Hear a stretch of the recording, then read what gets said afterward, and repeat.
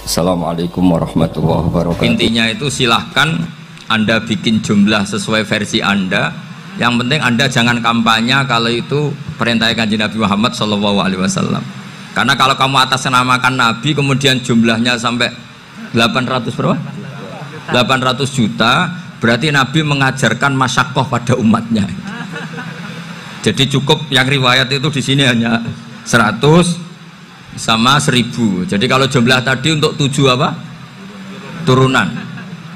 Jadi kamu harus ditutup dengan doa, ya Allah, semua itu bukan untuk saya tapi untuk 7 turunan. Tolong catat ya Allah. Karena itu. Jadi artinya gini loh ya, orang Indonesia yang sering mempraktekkan Atakosomadiyah itu bukan tanpa dalil. Ternyata dalam madzhab Maliki, saya masih ingat ketika mbah saya kandung, bapaknya bapak, asmane Mbah Nur Syam, itu wasiatnya minta dibacakan 4000. Yang baca pas itu ya bapak sama anak-anaknya. Dan kemudian alhamdulillah zaman akhir itu mulai agak ngawur. Kalau ada acara itu wong liya kon maca anake mlebu metu gak melok maca. Itu keliru, saya jamin itu keliru. Saya sering kalau mimpin di rumah, kalau yasinan di tonggo-tonggo kok anaknya gak maca, saya keluar. Bapakmu wong liya kok kon maca, kata saya gitu. Jadi itu menurut saya itu yang jelas. Saya sampai ngisi begini, yang ada riwayatnya itu idza mata ibnu adam in qata amaluhu illa min salasin shadaqatin jariyah au ilmin yuntafa'u bi awaladin sholihin yatullah. Itu tidak ada di hadis au kiyayin sholihin yatullah. Yang ada itu awaladin apa? Sholihin. Jadi anaknya harus ikut, kalau tidak usah, kata saya. Akhirnya anaknya udah tinggi Gus nggih. Akhirnya tak kei jagung paling akeh, kula mendet sithik. Wong aku ora anake kok. Kadang-kadang enggak, orang lain baca buahnya anaknya mau mlebu metu mau enggak manggakno tamu mbek rokokan. Itu harus ditobatkan itu. Keliru itu.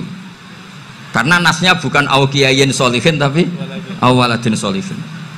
Ini bukan provokator, ini memang ya seperti itu. Barokahnya baca ini, dialog-dialog orang pilihan ini akan tersibak.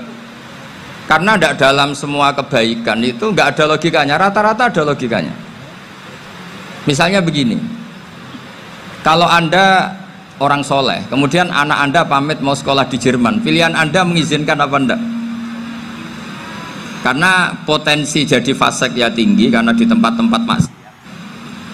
Potensi berdakwah dari daerah yang untuk daerah yang tidak ada dai-nya menjadi ada. Itu mesti ulama itu berdebat. Misalnya punya anak pamit mau kembali atau keluarga. Yang satu cara berpikir optimis. Awal ada dai di beberapa negara Eropa itu ya barokahnya imigran, pekerja, mahasiswa.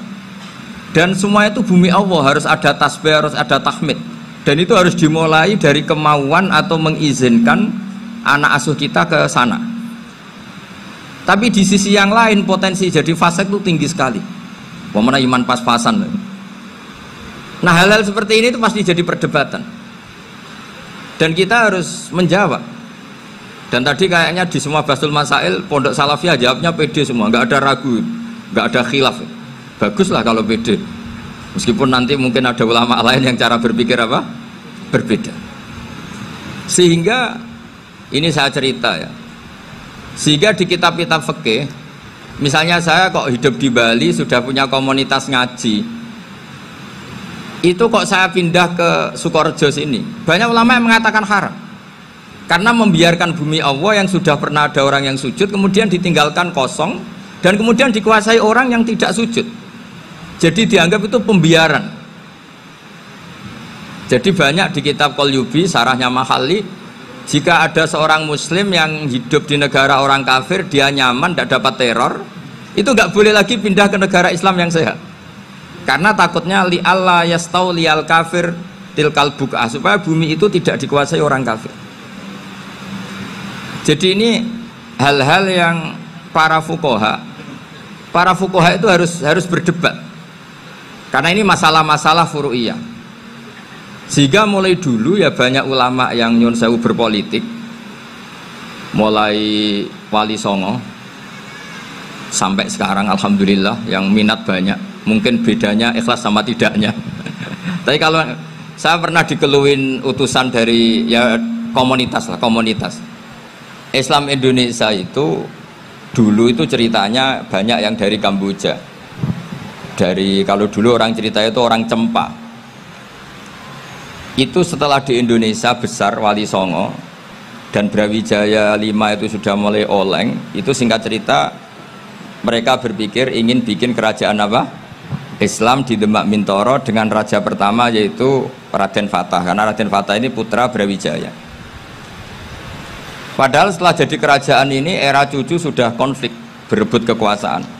Akhirnya sampai jadi Jipang, jadi Jogja, jadi Solo dan seterusnya. Tapi kata Mbah Mun itu tetap barokah kata. Karena orang Islam terus terbiasa mimpin. Sekeliru-keliru sidik, pokoknya orang Islam biasa mimpin. Sehingga zaman Mbah Hashim ya sudah mimpin Masumi, zaman Kiai As'ad pengaruhnya besar, sampai sekarang Kiai-Kiai pengaruhnya besar.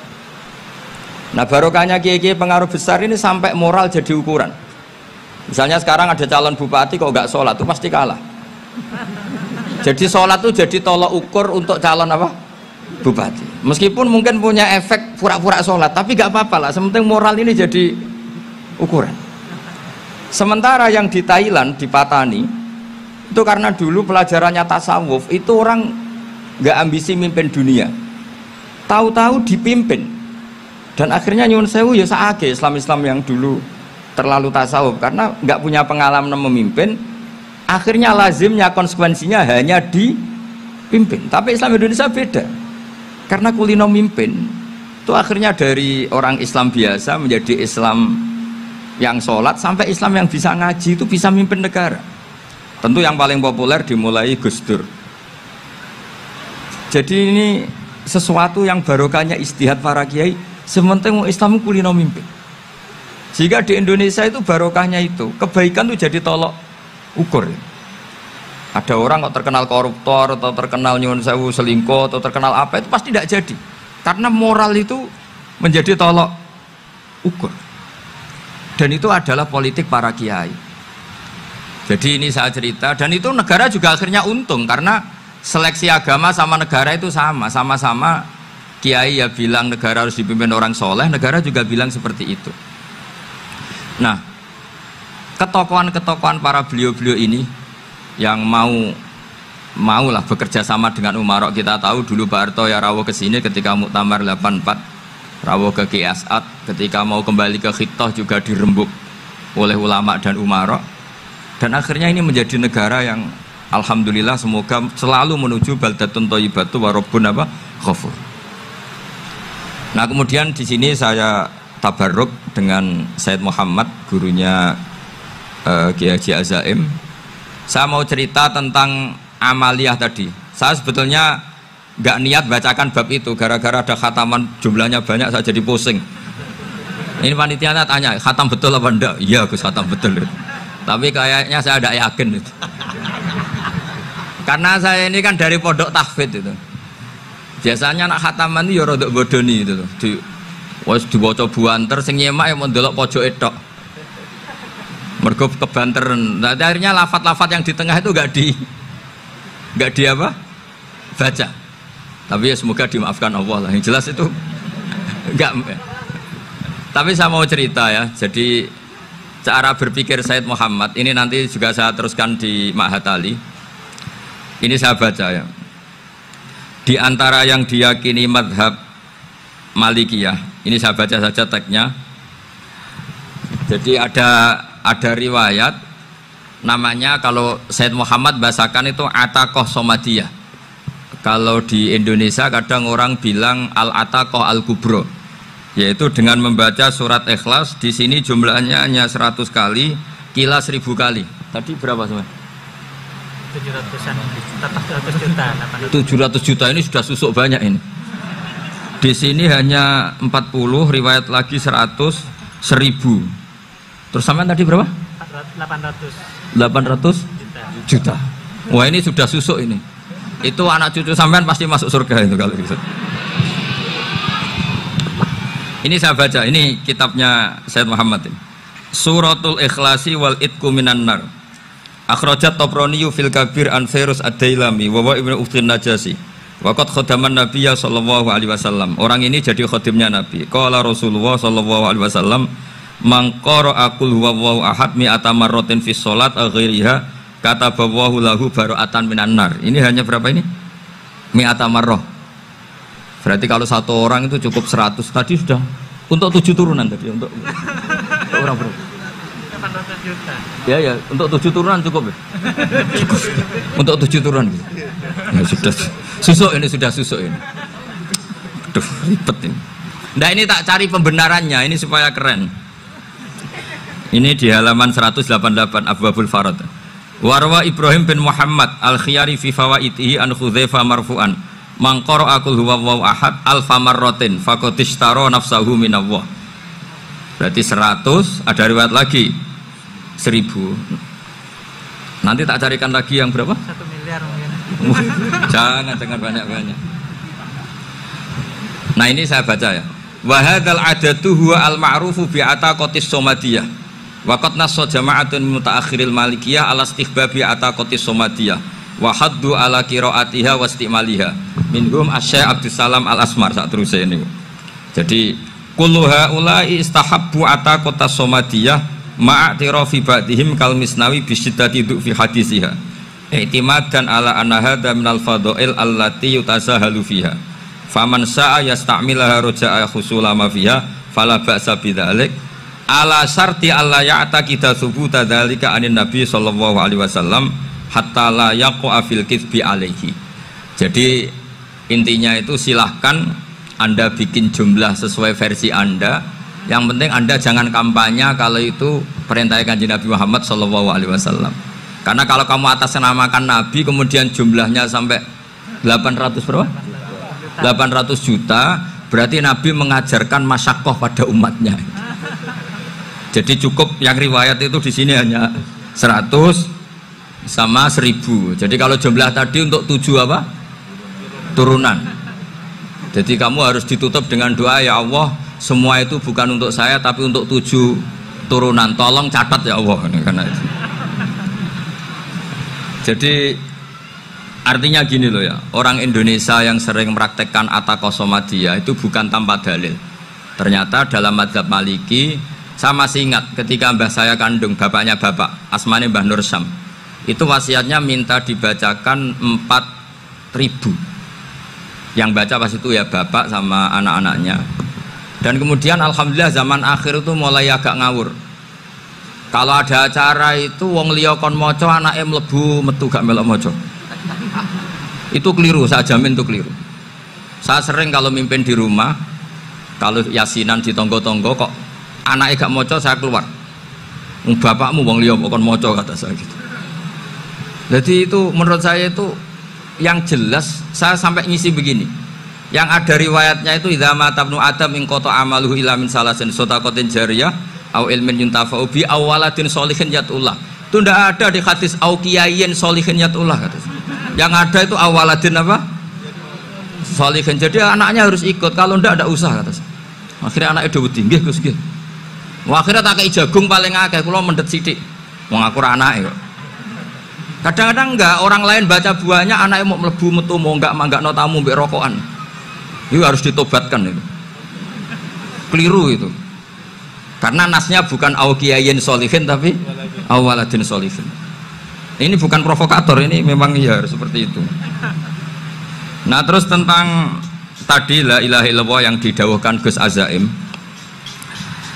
La ilaha illallah itu penting sekali, cuma saya mohon itu dielmoni lah. Jadi dulu kalimat ini menjadi spesial karena dielmoni, karena dimulai dari fa'lam annahu la ilaha illallah. Terusannya ayat tuh wastaghfir li dzambika walil mu'minina wal mu'minat. Saya ulang lagi ya. Terusannya ayat tuh wastaghfir li dzambika walil mu'minina wal mu'minat. Makanya menurut mazhab Sadili, kamu disuruh baca la ilaha illallah dulu, jangan istighfar dulu. Saya ulang lagi ya. Dalam mazhab Sadiliyah itu la ilaha illallah dulu, nggak boleh istighfar dulu. Alasannya masuk akal. Orang yang kafir 70 tahun itu sekali baca la ilaha illallah itu langsung yughfar lahum ma qad salaf. Sehingga la ilaha illallah sendiri sudah punya kekuatan supaya dosa kita diampuni.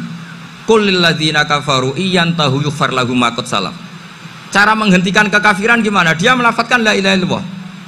Ini kalimat yang begitu saktinya sampai orang yang kafir puluhan tahun itu dosanya semuanya terhapus hanya karena melafadzkan la ilaha illallah. Nah, makanya kata Abul Hasan Asyadzili, wastaghfir li dzambika ay bihadil kalimah. Seseorang sah diistighfar itu kalau melafadzkan la ilaha illallah. Misalnya ada orang kafir mati kafir, sah nggak anak cucunya mengistighfari dia?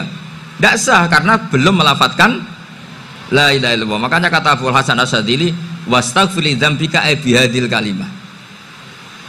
Sehingga lafadz ini spesial betul. Tapi kadang-kadang beberapa mursyid cara berpikir lain.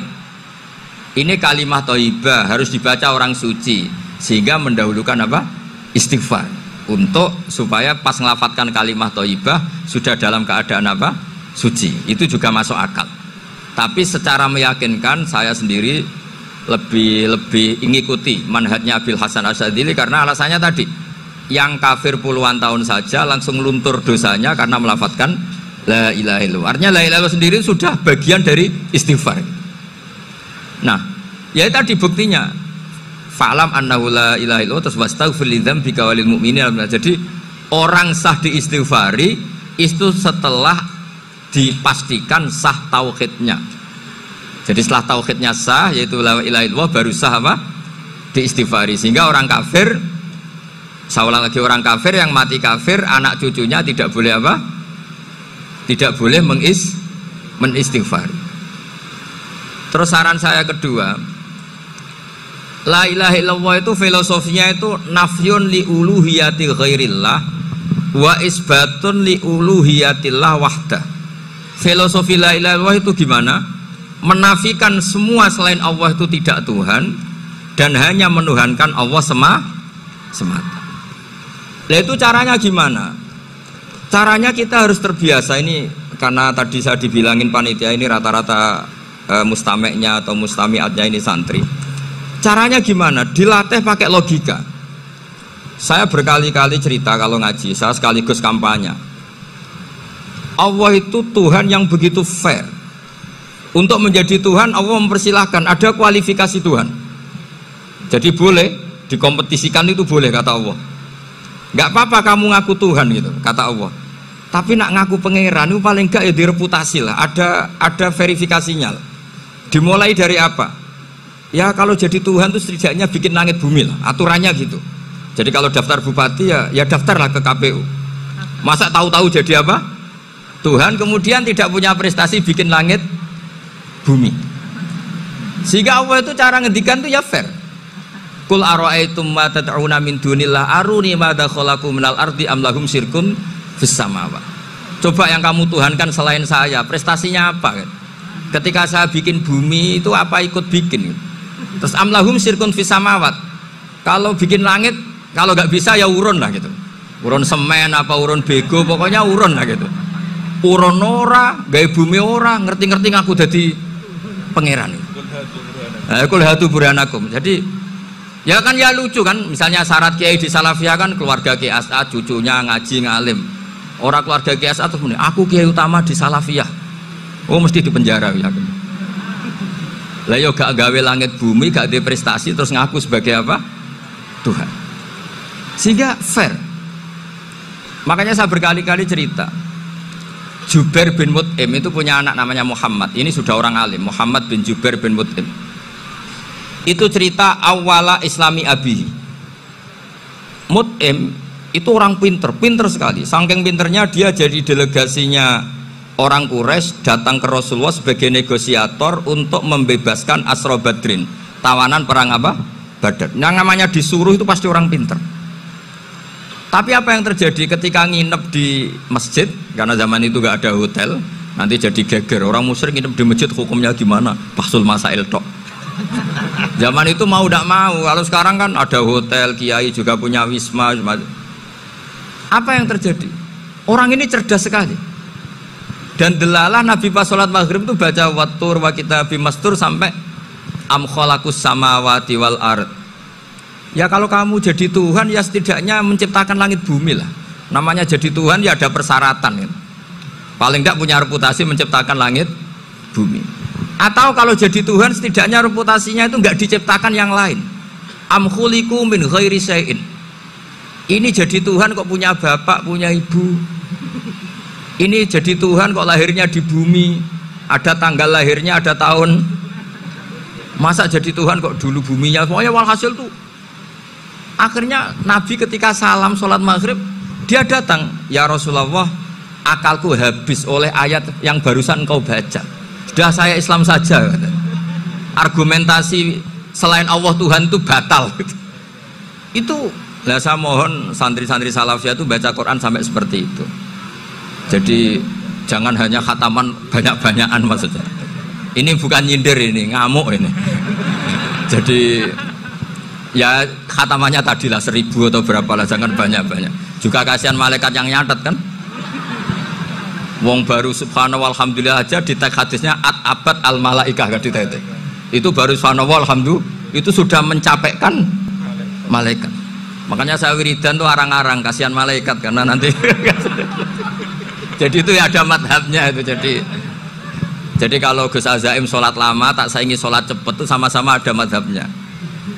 Yang cepet kayak saya tadi, setan pas tata-tata mau goda pas rukuk saya sudah itidal, mau goda itidal saya sudah sujud, pusing dia. Tapi jangan tiru, ini madhab yang agak-agak khusus lah, sudah cara orang Madura agak khilaf khusus. Khilaf ya, khilaf ini agak khilaf ini sudah. Tapi saya ingin lah, sampean kalau ngaji Quran itu dilatih berlogika. Jadi Allah itu fair, nggak apa-apa kalian ngaku Tuhan tuh nggak apa-apa, tapi tunjukkan prestasi kamu apa. Aruni madza khalaqu minal ardi am lahum syirkun fis samawati. Am khalaqus samawati wal ard. Diulang lagi, am khuliqu min ghairi syai'in. Setidaknya kalau jadi Tuhan itu ya nggak butuh yang lain lah. Masa jadi Tuhan kok wujudnya saja butuh orang lain, butuh bumi, eksistensinya butuh makan, butuh minum. Makanya Allah cara meniadakan uluhiyah selainnya itu Allah itu redaksinya itu mengena sekali. Yaitu tadi dengan cara-cara seperti itu. Sebagian ayat disebutkan ma asyattuhum khalqas samawati wal ardi wala khalqa anfusihim. Wong Tuhan kok nggak punya reputasi bikin langit, bikin bumi, bahkan untuk menciptakan diri saja nggak bisa. Ya sudahlah, kamu tidak usah ngaku Tuhan, nggak level kata gitu. Akhirnya terus ditemukan Tuhan yang sejati, yaitu wal awwalu wal akhiru wal zahiru wal batin. Nah, itu yang mut'im ini tadi termasuk orang yang sangat cerdas sekali. Padahal itu bacanya bukan pas basul masail, enggak. Nabi pas sholat maghrib, juga bukan pas ceramah, enggak. Tapi itu didengarkan. Makanya termasuk ini spesial untuk hormat saya kepada Ki As'ad. Makanya saya ini kalau mentasjek santri-santri ini agak sensitif, tapi sudah saya tidak perlu takut fitnah. Saya termasuk, kenapa saya ingin jadi ahli tafsir, tentu yang membentuk itu Mbah Maimun dan bapak saya. Bapak saya itu hafal Quran kayak hafal Fatihah, saking senengnya Quran itu. Mungkin bisa kamu saingi itu. Itu adalah orang kafir itu bisa paham Quran. Itu sangat menyinggung saya. Orang kafir itu bisa paham Quran. Ketika Umar Islam itu karena mendengar apa coba? Mendengar apa? Quran. Dan itu masih kafir apa sudah Islam? Masih kafir karena kalimat-kalimat yang di Quran itu begitu jelas, wal kitabil mubin, sehingga didengarkan orang kafir pun tuh ngefek. Makanya ketika Umar datang ke saudari putrinya, kemudian dengar Toha ma anzalna alikal Quran apa? Litasko, itu dia terus iman. Begitu juga Mut'im. Itu ketika dengar Nabi baca surat At-Tur ya langsung iman. Makanya kata Ibnu Jarir At-Tabari, kamu jangan pernah bilang gini, syaratnya paham Quran itu harus alim, harus gini. Lah nanti berarti orang kafir punya alasan di depan Allah, ya Allah, engkau ngandani kami dengan Quran yang nggak bisa difahami kecuali alim dulu. Lah saya alim gimana? Nggak pernah mondok gimana? Saya kafir. Jadi artinya gini loh, kata Ibnu Jarir At-Tabari, Allah tidak mungkin mengatakan gini, ifhamil Quran bima la fahmalaka. Quran itu harus kamu fahami. Sementara orang kafir karena lafadznya Quran khusus gak bisa memahami. Makanya Quran itu dibaca. Itu banyak orang kafir yang menjadi muslim karena mendengar apa? Al-Quran. Padahal kafir. Nah termasuk tadi Muhammad bin Jubair bin Mut'im ini itu menjadi Islam ya karena mendengar Quran. Padahal dia saat itu masih apa? Kafir. Karena tadi logika misalnya nggak paham secara lafadz Arab. Sekarang misalnya nyuwun sewu ada orang ateis. Saya pernah didatangi seorang ateis yang nggak percaya Tuhan. Saya mau Islam Pak Ba, asal Anda bisa menjelaskan Tuhan itu siapa. Coba Quran dibaca secara makna, tidak secara lafadz tapi secara makna. Begini misalnya, ada orang ateis datang ke saya, Pak Ba, saya mau Islam, asal Anda bisa menjelaskan Tuhan itu siapa. Terus saya tanya, ini ngajak goblok-goblokan apa pinter-pinteran, kata saya. Terus dia jawab, ngajak pinter-pinteran Pak, saya ini doktor katanya. Maksudnya di akademiknya dia doktor, mungkin jurusan matematika atau apa, tapi di ketuhanannya jeblok. Terus tak tanya, kalau ini ada kertas, kamu suka ada rumusnya apa suka ada? Ya suka ada rumusnya. Kenapa ada kertas? Ya karena ada yang bikin. Nah kira-kira berstatus membikin atau membuat itu sesuatunya maujud apa enggak? Ya pasti maujud lah, pasti ada. Ya sudah, anggap Tuhan itu adalah sebab dari semua yang ada. Masa alam yang seperti ini, langit dan bumi ini maujudat, kemudian kamu katakan kholaqohal adam, bahwa alam raya yang maujud ini diciptakan oleh ketiadaan. Ya juga, berarti Tuhan itu ya. Ya itu yang namanya Tuhan. Lah mulai dulu kiai-kiai ngomong gitu kan saya Islam katanya. Jadi kiai-kiai itu kadang-kadang kalau dakwah pokoknya KBU digawe Tuhan. Beda dengan dakwahnya orang-orang mantek. Orang-orang mantek itu kan nggak pernah nyebut Allah. Ini alam hawadis, labuda min muhdis. Meskipun mereka, nah muhdis ini menurut Islam namanya Allah, tapi sebetulnya kan nggak langsung bilang Allah. Jadi tak kasih tahu, alam raya ini mewujud nggak? Ya mewujud Pak Ba. Bisa nggak sesuatu yang nggak ada menjadi faktor wujudnya yang ada? Ya nggak bisa, namanya nggak ada itu nggak bisa jadi faktor. Nah itu hebatnya ulama-ulama kita ketika mengenalkan Allah itu siapa? Zat yang wajibil wujud. Jadi kita ini kalah pinter be ulama-ulama dulu. Ya alhamdulillah kalahnya sama ulama dulu. Kalau kalah sama ulama sekarang isen lah. Jadi ulama dulu sudah pinter. Pasti pertanyaan dasar manusia, hadil maujudat tuh man kholaqoha, siapa yang menciptakan? Kalau kamu langsung jawab Allah atau Tuhan, mereka pasti tidak nerima. Ya jawab saja, hadil maujudat mesti kholaqoha maujudun. Nah berhubung maujud ini berstatus pencipta, harus super. Nah super ini oleh ulama disebut wajibul wujud atau musabbibul asbab, yang oleh Islam dinamai Allah. Tapi kita langsung ngomong Allah, ya mesti aja bingungkan kan bagi yang bingung maksudnya. Ya saya mohonlah kalimat-kalimat la ilaha illallah itu diamatilah, diresapi sampai seperti penjelasan saya ini, sehingga punya kualitas ilmu. Karena syaratnya memang fa'lam, harus punya kualitas apa? Ilmu. Ilmu itu apa? Ma'rifatus syai' ala ma huwa alaih. Mengenal sesuatu sesuai detail-detail sifatnya sesuatu itu. Misalnya kalau Allah sudah jadi Tuhan, ya harusnya qabla kulli syai'. Masa Tuhan sama yang dituhani wujudnya dulu yang dituhani? Ditemukanlah sifat awal atau qadim. Makanya benar Gus Azaim tadi, kalau sudah bertauhid harus hafal akidah berapa khamsin. Dimulai apa? Wujud.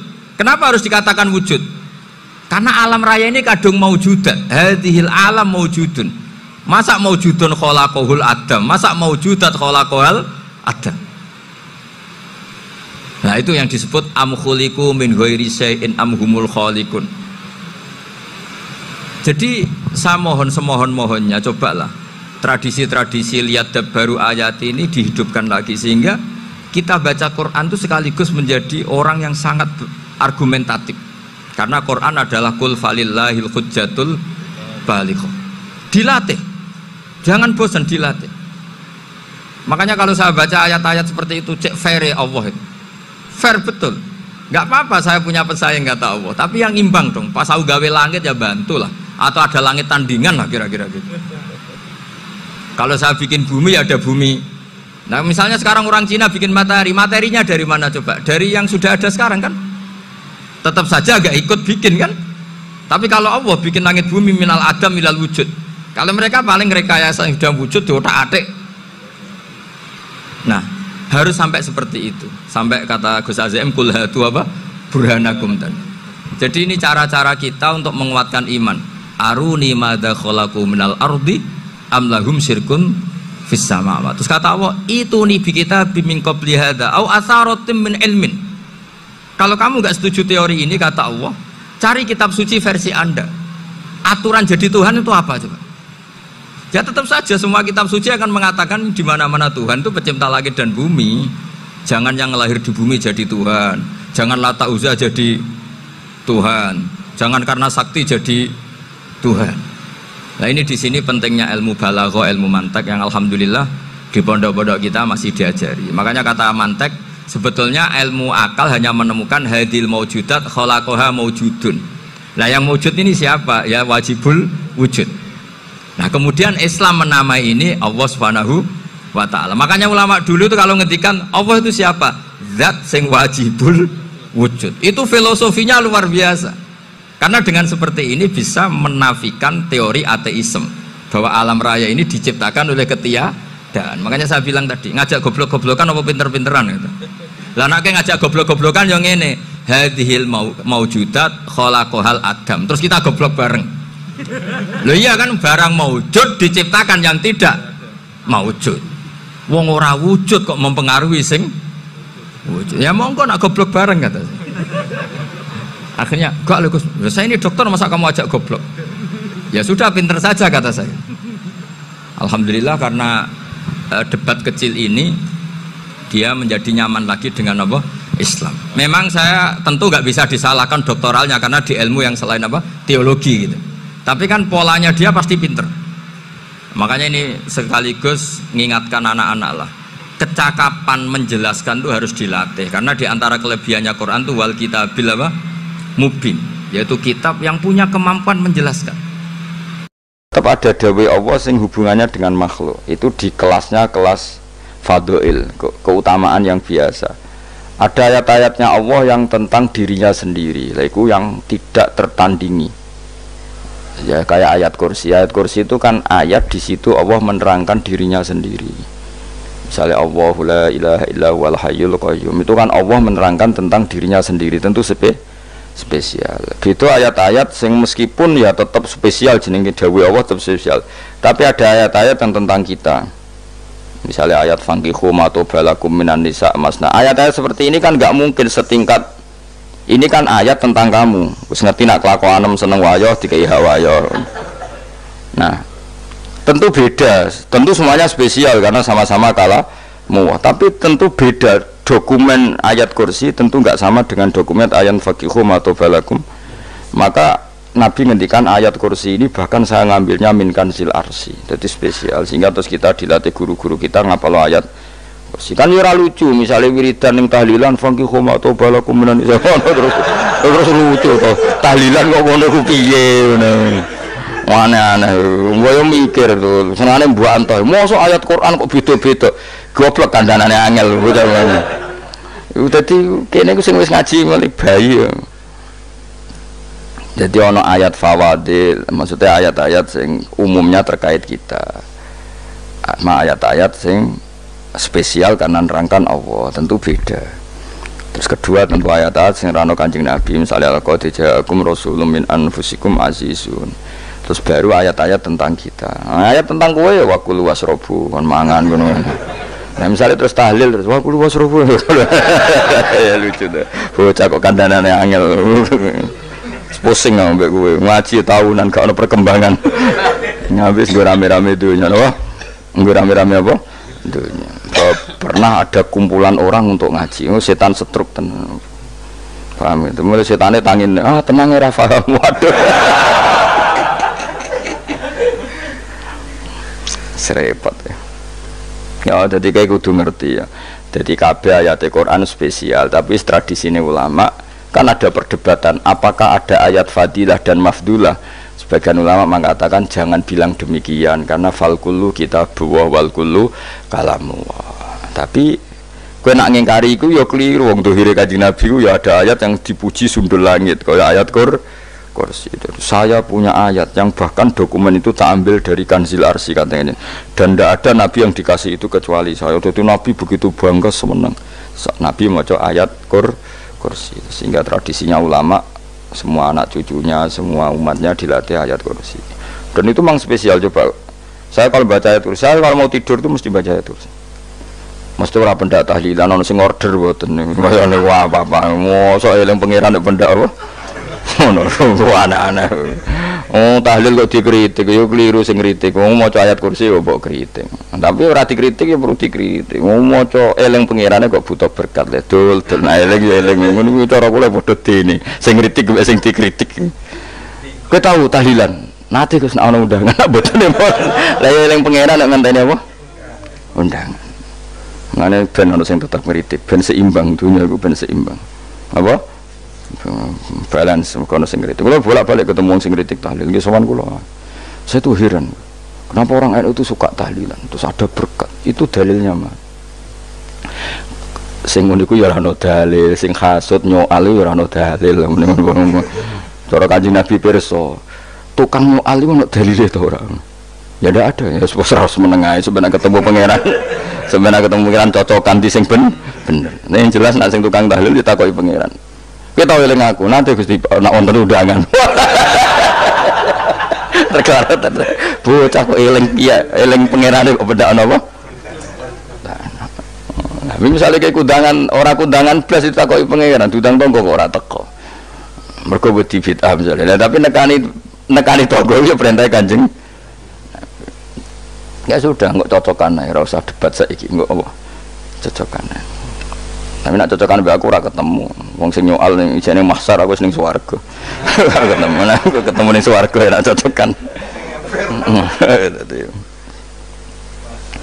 Jadi kowe kudu mikir ya. Jadi ayat kursi iku dipilih ulama perkarane napa? Ayat iku njen spesial tenan. Kula niku mboten saged ilem nek gak maca ayat kursi. Nggih maca teng lisan, nggih maca teng ati setiap saat. Mergo rumangsa kok pancen luar biasa.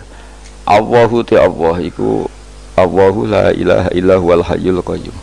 Al hayyu zat sing urip. Mergo sing gampang bedakno Allah mbek Nabi Isa, ambek berhala, ambek semuanya yang disembah selain Allah adalah kehidupan.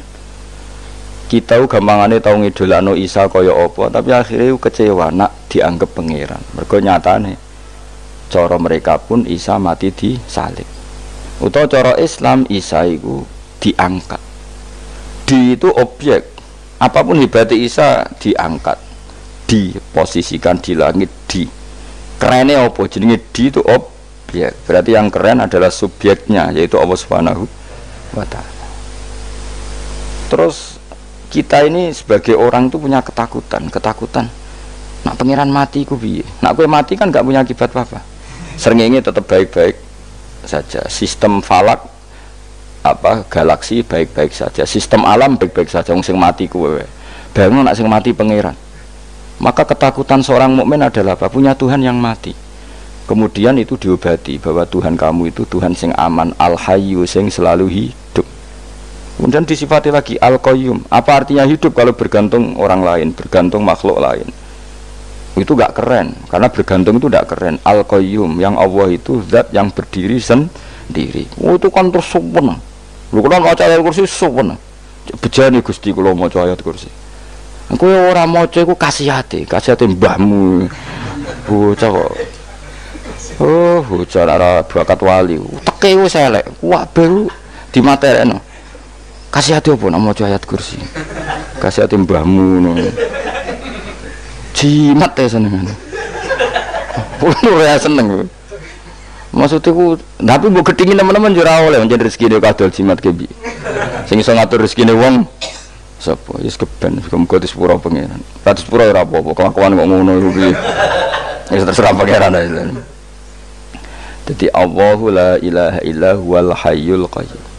Kemudian setelah hidup itu bisa saja gak peduli kita karena pas ngantuk atau pas tidur. Terus disifati la ta'khuduhu sinatu walanam, dan zat yang hidup itu tidak pernah ngantuk, tidak pernah tidur. Akhirnya kita ini nyaman punya Tuhan yang spesial, yaitu hidup dan berdiri sendiri, tidak ngantuk, tidak tidur. Terus budi lahu ma fis samawati wa ma fil ardh.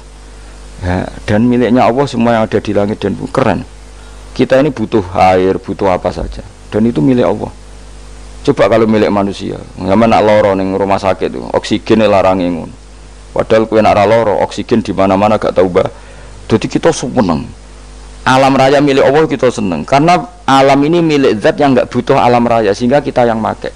Allah bikin air, Allah gak butuh minum. Allah bikin padi gak butuh makan. Dia bikin semuanya untuk kita. Padahal itu kita tidak ikut punya. Akhirnya seneng mbek pangeran. Cek apike jenengan Gusti gawe ra melok nganggo. Sing nganggo kita-kita ini. Coba aku ora roh gawe rokok gunane apa ora roh. Ya gunane pekerjaan Gus, menyerap tenaga. Ya wis saurip-uripmu. Sementing kowe roh gunane rokok. Paham nggih? Roh gunane rokok roh carane mandorot kanggo kowe. Dadi padha roe lah sementing. Ya ora apa-apa tapi. Kulo nu seneng mbek guyone kiai-kiai ini. Pancen ora ana wong pinter guyon kaya kiai. Wis kulo wingi nekani niku acara resepsi teng Kudus teng keluarga sarang keluargane Lek Lukman. Sing ngisi Habib Umar Mutahar. Seneng misalnya. Jadi guyonane ning kiai-kiai ora wis kiai-kiai kabeh termasuk Habib Umar. Ada orang kiai rokok. Ini cerita anekdot. Ada kiai rokokan ngarepe dokter. Pak Yai, kalau rokok terus nanti kalau mati gimana? Gampang, saya bawa korek. Sing kiai dhewe maksudnya iku nak mau rokok terus mari mati. Kiai ini yang ngerti maksudnya dokter ngono. Tenang dok, saya masih bawa korek. Maksudnya nak rokok mati gak ada Jumat. Jadi gak sambung apa? Nak guyonane Habib Umar, saya sering membaca bahayanya rokok. Saya baca itu. Setelah baca, saya berhenti membaca. Wangan pikirannya setelah membaca bahaya rokok berhenti rokok. Saya sering baca buku atau apa tentang bahayanya rokok. Setelah saya tahu berhenti membaca. Suwon spesial. Seneng kalau niku. Bisa nikmati ya seneng putune Rasulullah, ya seneng guyon. Jadi seneng itu gak kudu mewah mah. Lah kowe seneng ngenteni di Alphard malah kesel to. Wah, dadi kula nu di grup kathah lah. Kiai-kiai sing seneng guyon, sing sering. Mergo kula kuwatir saya umat ini punya kenikmatan lewat jalur maksiat. Mulane kula nu seneng ana kiai seneng guyon, bukan seneng papanya. Umat ini punya kesenangan yang tidak maksiat. Itu saja. Ya tentu ada kiai-kiai yang milihnya ada guyon supaya orang enggak uraan, ya bagus. Wah sementing ikhlas. Wis syaratnya kabeh iku sementing napa? Ikhlas, sudah ikhlas. Ya ora kudu spesial ikhlasmu, ya ikhlas biasa lah. Kelas-kelas terilah sementing napa? Ikhlas. Saya sering baca bahayanya orang rokok. Setelah saya tahu bahayanya, maka saya berhenti baca. Wong ku kaget kabeh. Mergo pikirane wong wis berhenti rokok ternyata. Saya sering baca bahayanya orang miskin. Setelah tahu bahayanya berhenti merasakan kemiskinan. Jadi saya tahu bahayanya neraka. Setelah tahu bahayanya neraka maka saya berhenti.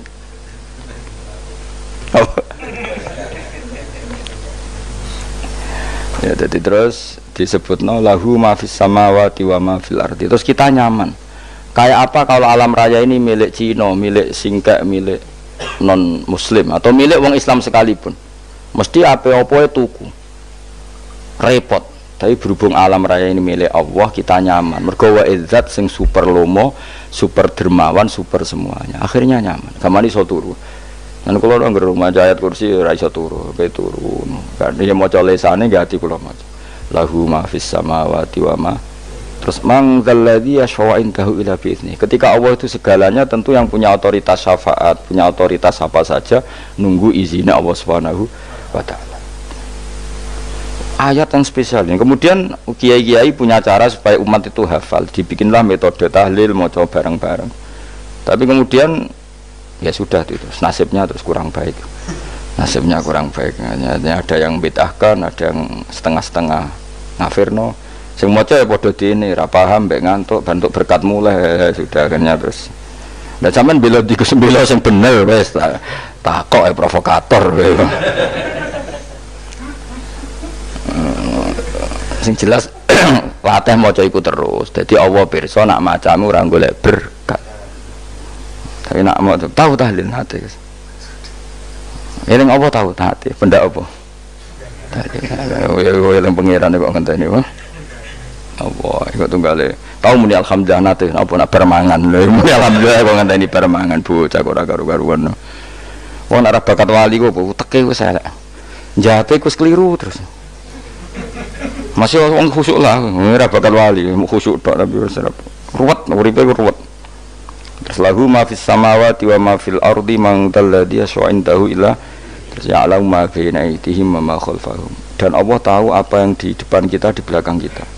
Terus kita lagi-lagi nyaman. Kayak apa misalnya kita yang lemah ini tidak dalam pengawasan Tuhan.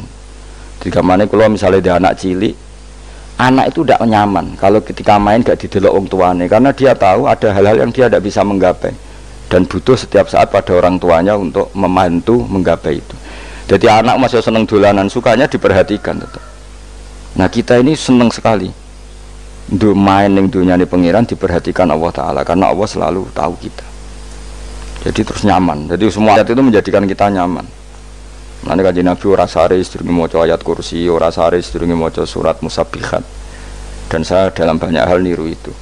Nabi urung sare nek ora maca surat Hasyr. Nah aku ijazah iku kowe ora mungkin surat Hasyr ning juz pira kira roh kok dijazahno.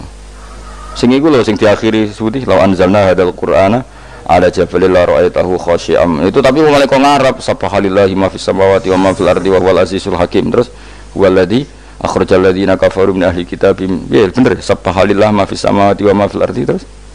Tak terusnya terus waladzi akhrajal ladzina kafaru min waladzi akhrajal ladzina kafaru min ahli kitabim min diyarihim li awalil hasyr. Ma dzanantum ayakhruju wa dhannu annahum mani'atum husunuhum min Allah fa'atahum tak terusnya serang rapal. Jadi itu akhirnya ya itu tadi. Terakhir apa? Ya'lamu ma baina aydihim wa ma khalfahum wala yuhituna bi syai'in min 'ilmihi illa bima. Dan seseorang itu tidak punya ilmu kecuali dengan kadar dikehendaki Allah. Bahwa kita ini selalu objek. Punya ilmu ya dikasih, punya rezeki ya dikasih, punya apa saja di. Sehingga status kita makhluk, statusnya Allah Khalik, statusnya Allah itu memberi, statusnya kita hanya penerima. Itu bahkan termasuk bab ilmu. Bab ilmu itu tahunya kita ya hanya diberi illa bima syadris wasya kursiyus samawati wal ardo, dan kursinya Allah itu meliputi langit bumi sehingga kita tahu wah keren. Terus wala yaudu hifdzuma, dan ketika alam raya sebesar ini Allah tidak pernah capek mengurusnya. Ya, sampean tak pasrahi gawe kok ngrumat srengenge, sampean ngrumat listrik omahmu lho kadang kabel pedhot dope pedhot iku Allah ngrumat srengenge mulai digawe nganti saiki gak tahu mati, gak tahu bayar.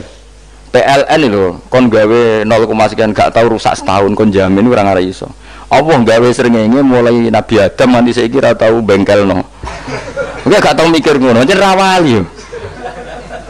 Lah srengenge misale error terus pangeran ngumumno, leren sik 3 wulan lagi ditoto. Ya repot dul. Ngono kok ora tahu mikir bocah kok. Mulane utek sing anut wali-wali itu teke waras. Menduwe ora di dhuwit sumpek di dhuwit seneng wis ngono tok pikirane. Ora tahu kagum mbek srengenge, ora tahu bengkel, ora tahu. Mergo mau ora bakat wali itu teke wis innalillahi wa inna ilaihi raji'un. Ngono kok do urip ngono. Habis ben urip pancen waya apa? Mati rame-rame apa? Dunya nak rano ku ya sepi tenan. Karena wong gawa nasa ilfat ngalor gitu. Ngaji sepeda dibayar paham ya mulai apa mulai. Enggak takut ibu jure barang mau kaji. Mau Gus Pak nerangno apa? Delok rekamane iki. Atek to wae. Tapi aku luwih seneng ngono timbang kowe nyimpolo malah tambah keliru kabeh. Kulo nu paling asline paling ra cocok ngaji disimpul. Lho uteke beda kok nyimpul terus piye. Tapi dilarang piye niate ya seneng, tapi didukung mesti keliru. Wong nyimpul keliru. Mergo mesti nganggo uteke dhewe. Wis ben kono rame-rame apa? Donya. Kulo kadang ya mikir ya Allah. Lah saiki PLN ngurus listrik sa Indonesia iku dibagi-bagi per wilayah. Jogja tok, kok Bantul tok iku wae bengkel. Apa nggih srengenge iku langsung bener terus. Nah wong bosan digawe bengi ben ra ketemu srengenge digenti bulan nek enak. Kok bosan matahari, bosan rembulan ana mendung wis turu. Diamuk bojo lah laudan selali. Sekarang itu segampang iku ngatur dunia itu segampang itu. Paham ya? Jadi enak lah pokoknya urip wis enak, pokoke kabeh anut pangeran wis enak. Wala yautu khifruhuma wa huwal alil adzim terus turu. Semun Gusti kula tak tilem seteng donya baik-baik saja. Sowan nang mbek pangeran. Lah maca ngene kok ngenteni kundangan. Kok kon dadi wali kuwi. Lah sing ora hafal ayat kursi terus ngritik. Ora hafal. Bid'ah ngono. Wis hafal lose wis darah di bitalas penting kowe hafal ayat kursi sik. Hafal? Ndak. Ya kowe apal sik terus lagi bid'ah ora apa-apa. Dadi mergo ngono. Kaya kula misale bid'ah aku rada bener, mergo ora tahlilan lah yo maca. Lan kula yo bingung ngadepi jenengan belondi padha ora jelas e. Yo ayat kursi ku waca. Nah, tentu ayat yang seperti ini kan enggak mungkin kualitasnya setingkat nyuwun sewu ayat waqulu wasrobu. Makanya banyak ulama sampean delok teng kene itqon teng kitab-kitab tetap ada ayat sing spesial, ada ayat sing spesial tapi tentu enggak sekelasnya. Jangan kamu katakan atas bawah nanti suul adab bekala muwah, tapi tentu spesialnya ayat kursi itu tentu super karena menerangkan Allah sendiri.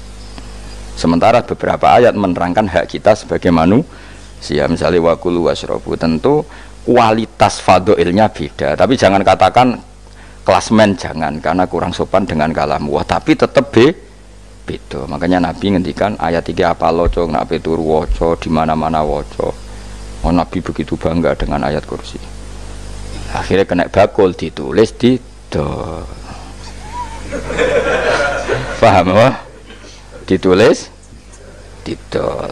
Nah, baru kayak didol ya kayak hikmah yang akhirnya dipasang ning ruang tamu. Akhirnya ketara iki wong Islam bera Islam baru kayak ayat kursi. Sengaja pokoknya berpikir positif bae.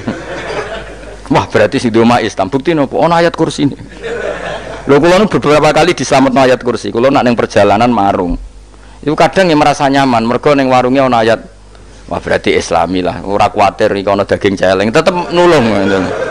Ya ini jujur mawon kula niku tetep asobia artinya nak ning perjalanan sing gak jelas lor kidule ora ro daerah kok marung ono ayat kursi. Paling ndak kan orang ini punya etika, kira-kira ora bakal apa? Jualan daging babi lah misalnya. Ya tetap bantu lah tetap. Umpamane terus dikek nggon salat. Sanajan to sing duwe misale mbok salat ora ya ora perlu. Ya aja suudon ngono wis anggap ae mosok masang ayat kursi kok. Ya sih gitu. Kan lumayan ada perangkat yang itu. Akhirnya ya bakule payu ayat kursi ini sing di omah ya payu promosi nek iki Islami sing blonjo ya nyaman wis padha enake lah. Ayat kursi ini sing ngenes mergo dinggo ya tapi ya ndak lah. Nak niate ngono ya tapi ya ayat kursi tetap mulia dengan dirinya sendiri. Kula nu seneng tenan mbek jeneng ayat kursi ya Allah. Ya tadi kekhawatiran kita punya Tuhan yang tidak sempurna itu terjawab bahwa Tuhan kita super sempurna. Jadi kula bayangno grepe turu njen seneng. Senenge wae Gusti nak kula turu iku langit bumi gak masalah. Bayangno nak pangeran sing turu, sistem Tuhan hancur. Makanya syaratnya jadi Tuhan bala takhuduhu sinatu walan. Padahal kita menyaksikan Nabi Isa turu. Beberapa yang dituhankan selain Allah turu ngantuk. Bayangno misalnya kowe pas donga sing mbok dongani turu.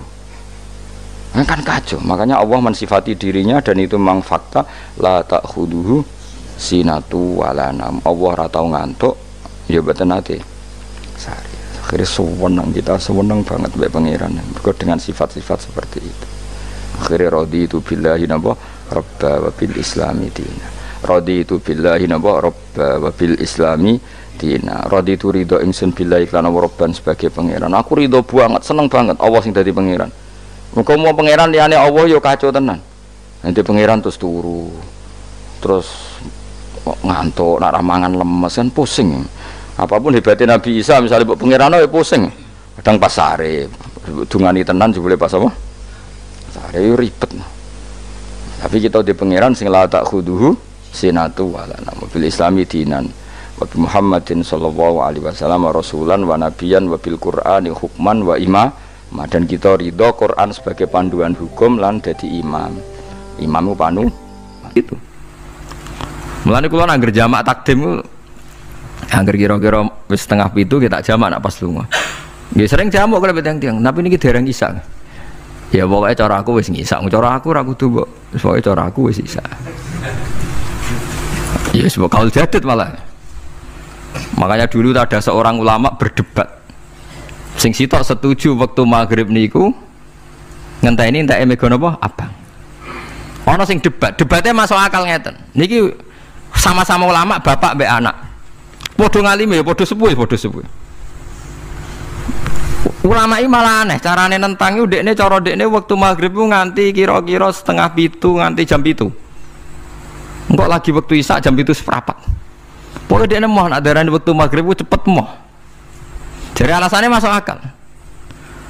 Pangeran itu nak gawe biasanya ono kembarane, jadi ono tandingannya, jadi lucu ulama kok jadi ulama ya kadang ya lucu. Sampai nak sholat subuh jam piro? 4:30 kan, anggap aja 4:30. Berarti subuh nganti meletak srengenge ada waktu sak jam setengah. Ana waktu pinten? Sak jam setengah. Lah saiki maghrib iku wis surup. Nggih, maghrib napa surup. Kudune maghrib ku di padanan subuh ana waktu sak jam setengah. Nah, mereka tidak setuju. Entah mego abang tenan ya naik sak jam setengah. Mana dia nak santrine azan jam itu ngamuk. Cung paling cepet 7:30. Perkara dia cara berpikir maghrib di padano subuh yaiku qoblatul isyamsi ana wektu sak jam setengah jatahe subuh kudune ba'da ghurubi syamsi ya ana sak jam setengah jatahe maghrib. Dadi akhirnya santri ini nak adzan di 7:30 nak jam itu diamuk tenan nak maulad dawilah wali 6:15 wis ngisa perkarane lah iku ulama ya semulane ya semacam-macam ulama iku macam-macam ya yes, anut sing umum sing penting ora ruwet. Ya tapi wau as-shalat khairun maudhu'un, asal salat itu mesti napa apik. Ya asal salat itu mesti napa apik. Soal kaifiyah macam-macam. Nah, sing terakhir sing masalah kaifiyah yang enggak diterima. Apakah boleh witir hanya 1 rakaat? Jawab Imam Syafi'i, na'am, boleh witir hanya 1 rakaat. Kados kula piyambak barisa seringnya witir namung 1 rakaat. Ya ora ono ndase, ora ono gurine 1 rakaat fakot. Iku witir sejati, paham? Witir napa sejati. Wah, mereka ora nganggo 3 rakaat yang 2 kan masalah kan? Ono nyicil napa? Nyicil napa? Witir. Jadi kalau tak akali, Gus kenapa nak witir sitok? Lah aku nganggo witir model piye wae ketoke ora sejati gak. Witir napa sitok? Lha iku Sayyidina Utsman sak urip-uripe sahabat terkenal. Niku mboten ate witir luwih kok sitok iki saro kathok. Tapi aja takok sing diwaca Quran khatam lha perkara. Dadi sak rakaat tapi diwaca Quran apa? Khatam. Dadi autara bi rakaatin khatama fihal Quran. Dadi sak rakaat tapi khatam Quran. Iku sinten Sayyidina sinten Utsman. Alasan Imam Syafi'i Nabi tahu witir nganggo 3 rakaat. Cara Imam Syafi'i ku gak mungkin sing witir tetep sing guri sitok. Mergo sing loro tetep salatun mustaqillatun, salat sing sendiri. Mulane mulai saniki sampean nak mulai solu sunatan minal witir rakaataini jami'ah wis pokoke salatu jami'ah ya la haula wala quwata illa billah. Lah kok nak imam sholli sunatan minal witir rakaataini wis muni sak muni-muni mumam wis pokoke aku saiki salat karena aneh secara fikih aneh bagaimana mungkin sholat yang sudah disalami ya punya status kan sholat saya gantung sholat setelahnya lalu gunanya salam menutup untuk apa? Masa assalamualaikum sementara Gusti ini masih ada ya disalami mau kayak ngentut ya sholatnya sah mau auratnya kebuka ya sah mereka wes bar. Paham ya? Jadi sholat itu ora iso. Jadi mulanya jadi kontroversi. Tapi ya apik bantah-bantahan sholat ya apik, bantah-bantahan barang apik. Jadi bangke bantah-bantahan iki ayundi malah perkara kan, malah mari fitnah. Ya ada bantah-bantahan perkara napa sholat. Jadi ulama iki macam-macam. Jadi sing terakhir kula terangno tentang filosofi sholat. Di kula suwun sing ngaji kula sing seneng kula senajan to donga iftitah mboten wajib.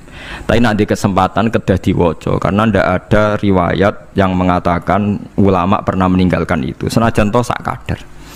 Terutama pas napa inna sholati wa nusuki wa mahyaya wa mamati lillahi rabbil alamin. Itu salatku, ngibadahku, matiku, uripku namung kersane Allah.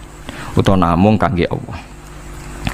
Karena ini menjadi filosofi sing dadekno salat mari ahlil jannah. Jadi kita nak salat mesti ahlil jannah. Wong qad aflah, teman-teman bejo wis mesti bejane. Sampeyan ora usah wedi suul khotimah. Niku waswase setan. Mboten enten suul khotimah. Setan niku keliru, semua meden-meden itu. Nak setan percaya suul khotimah ikon gawe suul khotimah. Mulane kula anggere wedi suul khotimah omongan kula setan. Tan setan nak pancen aku mbok weden-wedeni suul khotimah yo gawe wae aku ben suul khotimah. Aja meden-medeni tok. Dan gue kita jadi pangeran, gue dewi ora siap jadi pangeran, ya ora pangeran kok meden-medeni aku. Jadi setan memang harus dididik, kudu diancam, paham ya? Mulane kula ana kiai pemuja setan kula ora seneng setan godane ngene kiai ra mesti selamat, wong top-top ra mesti selamat. Itu namanya memuji setan karena dia nganggap setan itu luar biasa. Setan kudu mbok prekno, mbok anggap gagal, tahan setan cek goblok, kemke meden-medeni aku suul khotimah aku tetap salat. Berarti kowe gagal. Karo dene nek kowe kepengin menungso sesat kabeh ya sesatno wae ora usah meden-medeni jare kowe kondang kok trimo mok ngono-ngono tok ae. Bedene ya ora tingkat kegagalannya, paham nggih? Jadi setan harus dididik bahwa dia juga sering gagal. Setan kan ingin manusia enggak sholat semua kan, zina semua, maling semua. Ternyata kita tidak maling, yang sholat juga banyak. Itu kan berarti tingkat kegagalan apa? Setan. Lagi kita ndak ora dan setan wis salat puluhan tahun digodho ilang gandane goblok kowe. Nak wong iku salat puluhan tahun berarti puluhan tahun dalam kegagalan setan. Mergo wong salat berarti setane gagal. Mulane kula mbek setan niku saiki tambah wani. Ya mletene ngono kon mlebu neraka ya kok gelem. Misale dekne hebat kan mboten purun Gusti tak ning swarga mawon. Ternyata dekne mlebu swarga gak iso kan? Lah ya mletene lah ya wong lemahe ngono kok mbok entuk. Artinya setan kan lemah sekali kan. Lha iku sedaqaul azim ketika ngendikan inna kaidas syaitani kana napa dhaifa. Sebenarnya setan itu dalam bahasa Quran itu dhaif sekali. Lemah sekali. Tapi kita sering muji. Nggih, sering napa? Sering muji. Darani setan hebat, wong wali, wong alim kadang digodho kena. Ya soal kena cara kena akeh ra kena ngono wis akeh napa? Akeh mboten napa? Kena minimal ngeten lho sampean. Tapi kula nate Gus kepengin tahajud ra sido tahajud berarti setane menang. Tapi setan ora sekedar kowe kepengin ra tahajud, kepengin kowe kafir. Ngomong kira tahajud tenan iku ya setan isih rugi kok. Tapi kowe jek Islam tapi jek mlebu swarga, kepengin iku nganti apa? Kafir. Jebule kowe ora kafir kan? Mulane ana ulama nak tangi turu gak tahajud, ndekne nangis. Angger kae gak tahajud nangis. Terus matur mbek pangeran, Gusti kenging napa kula mboten kasil tahajud. Ambek pangeran dingendikani ngene, teng kitab Al-Minanul Kubra karangan Imam Syaroni. Kowe ku ulama kok bento. Sing nurokno kowe sapa? Nggih jenengan Gusti. Sing maringi tangi sapa? Nggih jenengan. Ndak wis anggap ae kabeh kersaku, ora kersane setan. Wis bar. Mulane aku lara mati tahajud keterusan ya tenang mawon kula. Kula duwe ilmune, Kowe ulama kok bento. Sing nurokno kowe sapa? Nggih jenengan Gusti. Sing nangene sapa? Nggih jenengan. Lha iya, sak kabeh ku sing ngersakno aku ridho ra wis bar. Mulane nek nak tangi ra di tahajud nggih ridho mawon. Apa meneh bedino.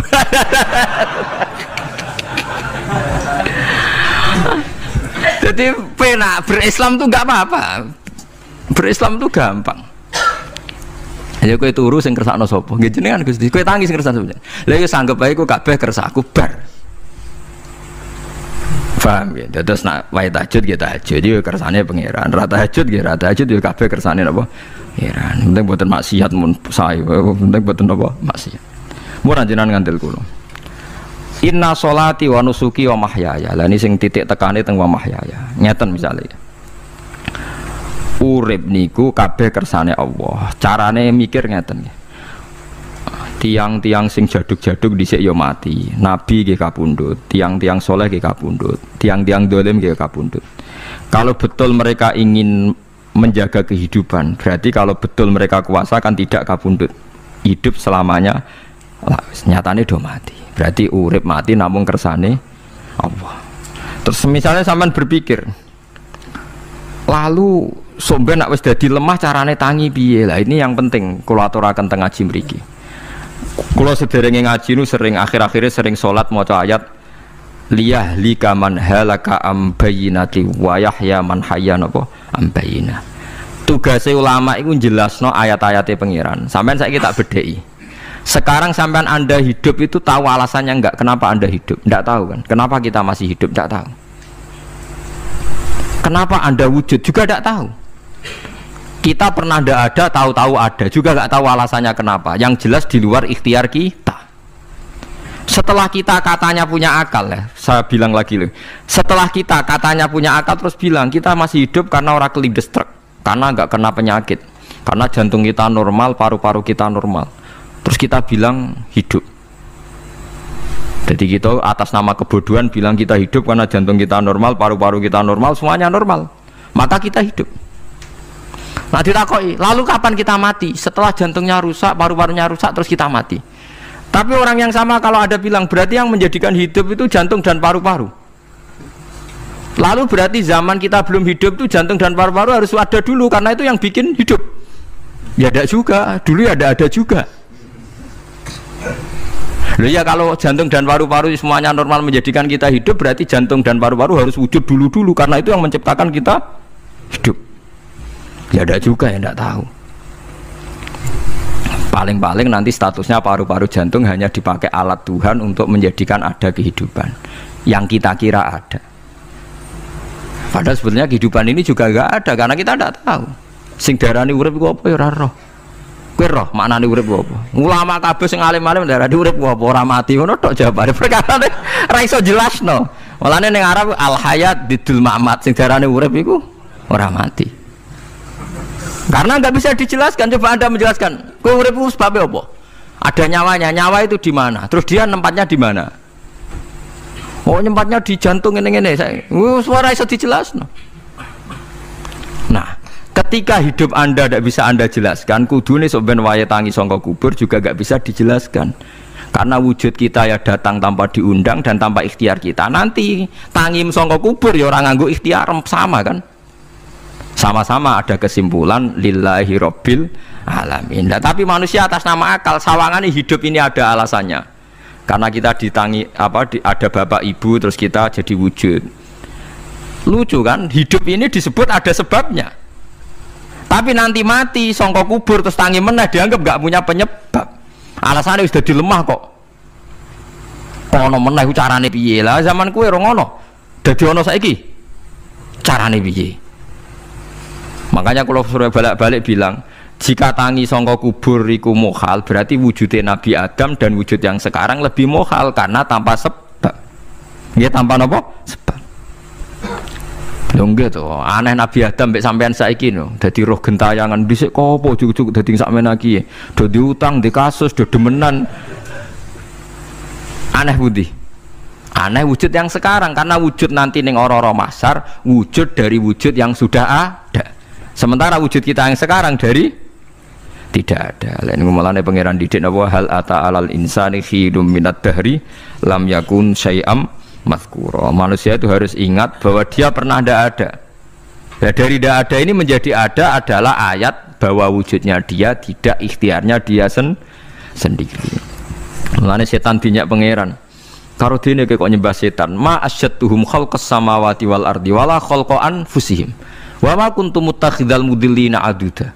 Setan kok mbok dewak-dewakno piye? Apa setan melok gawe langit bumi? Ora. Apa setan gawe awake dhewe? Ora. Umpama setan gawe awake dhewe mesti dekne milah berpenampilan ganteng, gerduwe ku elek kabeh, wewe ge elek kabeh. Umpama dekne gawe awake dhewe milih dadi napa? Ganteng. Mulane tiyang sing pun wusul nak roh setan mlebu neraka. Wah, berarti setan ra hebat, mletene ngono jebule milih nggon neraka. Kudune nak hebat kan milih nggon apa? Swarga. Lho niku mun kersane pangeran nego setan dakok neraka nak wong apik dakok swarga. Lah iya trimo diatur koyo botol ngono ae kan. Artinya jika Anda bilang itu kersane pangeran setan dakok neraka, berarti setan mau koyo botol koyo watu sing ditata sing duwe. Berarti setan ndak siapa? Siapa. Sama dengan kita ndak siapa? Siapa. Alam yakun syai'am. Lah nek ora ngerti siapa-siapa terus wusul inna sholati wa nusuki wa mahyaya wa mamati lillahi rabbil alamin. Dadi urip kula mati kula sedanten ikhtiar kula namung kagungane napa jenengan. La syarika lah pun mboten enten tiyang sing sinten mawon mboten enten sing ngatur niku. Terus wa bidzalika umirtu wa ana napa minal muslimin, dan dengan keyakinan niki kita diperintah. Jadi donga iftitah senajan to mboten wajib tapi itu filosofi dalam hidup. Kersane jenengan napa nggih delok donya niku pun bar. Urip ya kersane pangeran ya mati kersane pangeran. Mula kadang nggih mikir aku nek mati bar mati jebule gak kiamat-kiamat tak kesuwen cah ngenteni atusan napa tahun misalnya. Anda tidak usah khawatir begitu. Zaman Nabi Adam nganti bapak amak wis saiki 7.000 tahun. Kok ora protes mbek pangeran? Terlambat Gusti saya menyaksikan dunia karena 7.000 tahun yang lalu. Ya saniki kan pun tahun pinten toh? 7.000 umur dunia saniki pun pinten? SM itu kalau menurut penanggalan agama itu 5.000 tahun. Sebelum Masehi dihitung Nabi Adam itu, pokoknya dihitung langit bumi ini pinten? 5.000 tahun. Nah saniki tahun 2000 sekitar 7.000 tahun. Padahal wonten sing ramal umur dunia mau pinten? 7.000 tahun. Jadi enak sing mun diutang-utang mun beres nih mun bar nih mun dianggap bar nih mun muntah ini jari ini tapi dieling-eling kula suwun senajan to ilmu niki mun lazim diyakini tiang Islam tapi sampean ulang-ulang kados srengenge misalnya kula nak delok srengenge niku eling berarti urip ning swarga selawase-lawas iku mungkin karena Allah bisa menciptakan benda yang begitu panas tapi punya daya tahan atusan tahun.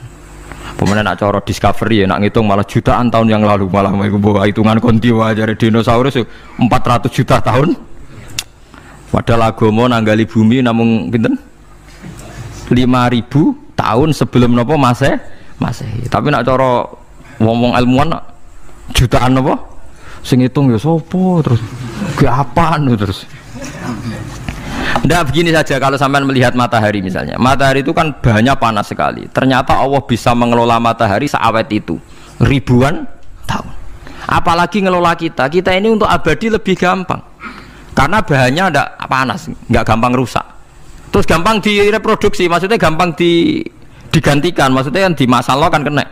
Kayak rohin udah anak keriting akeh kok putune kan gampang. Lho kalau mikir mau gampang ngeten. Misalnya buaya gitu masyhur dianggap hewan purba yang terlama. Manusa ilang wis ketok angel. Misalnya kayak buaya mati ana anake meneh, anake ana anake. Nabi Adam kan ngoten. Wong sitok di ketahanan sampai saiki, gonta-ganti wong. Artinya berarti ada gen Adam yang abadi sampai sekarang kan karena setiap manusia sekarang berarti ada gennya Adam. Artinya Allah memberi contoh betapa Allah bisa ngatur supaya fisik manusia gen ini abadi. Buktinya Adam nganti saiki kan masih kan? Lho nggih to, pasti di antara jasad kita kan ada unsur Adam. Lah ya Allah gawe sura, apa meneh kowe sampeyan ning swarga ning neraka, Allah tetap punya cara untuk bikin abadi. Mbok piye carane? Tapi melihat Nabi Adam nganti tok sampeyan kan ana bukti Allah duwe cara ngabadekno unsur Adam. Karena tidak mungkin kan dalam diri kita sekarang nggak ada unsur sinten? Adam. Sama ndak oleh bantah. Tapi Adam itu ambak kan pun kapundut. Tetapi Adam yang sekarang sampai sampean saiki. Tapi ora roh sampean sing turunane Qabil apa sing ora roh iso wae cek ngono ae. Wong jarene cerita Qabil iku lahire ning swarga. Dirabekno mbek Labuda sing lahire ning bumi. Labuda ku elek gembrot. Habil lahire ning bumi rapati ganteng dirabekno Iklima sing wayu. Lahiran swarga. Akhirnya Qabil gak terima, wong aku cah ganteng kok dintokno celek. Mulane saiki nek ana cah ganteng dintokno celek ra trimo ya koyo Qabil. Nah tapi enggak pikirane Nabi Adam ya ora ora menawa ben silang ben sedengan. Mergo nek elek entuk elek kan malah musibah kan.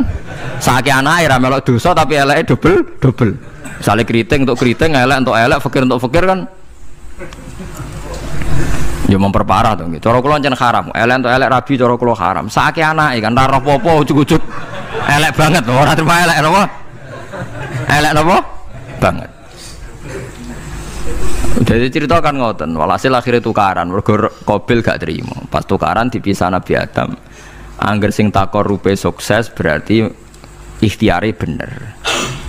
Ya mau Habil nyembelih wedhus, sing Qabil seneng buah-buahan.